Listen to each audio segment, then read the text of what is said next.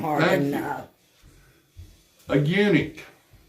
A eunuch, the English form of the Greek word which means bedkeeper. In the strict and proper sense, they were the persons who had the charge of the bedchambers in the palaces and larger houses, but they were castrated, so they didn't have any sexual functions. Okay, that's what a eunuch is. We're going to go to the book of Daniel, chapter 1. In the 3rd year, the reign of Jehoiakim, king of Judah, Nebuchadnezzar, king of Babylon, came to Jerusalem and besieged it.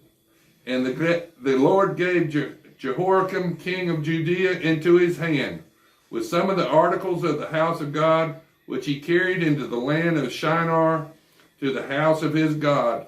And he brought the articles into the treasure house of his God to Babylon. And the king instructed Ashpenaz, the master of the eunuchs, to bring some of the children of Israel, and some of the king's descendants, and some of the nobles, young men in whom there was no blemish, but good-looking, gifted in all wisdom, possessing knowledge and quick to understand, who had the ability to serve in the king's palace, and whom they might teach the language and literature of the Chaldeans, the Babylonians. And the king appointed them for a daily provision of the king's delicacies and of the wine that he drank, and 3 years of training for them, so that at the end of that time they might serve before the king.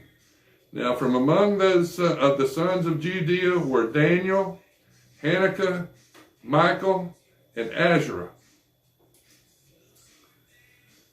To them the chief of the eunuchs gave names. He gave Daniel the name Belteshazzar, and to Hananiah Shadrach, to Mishael Meshach, and Azazel Abednego.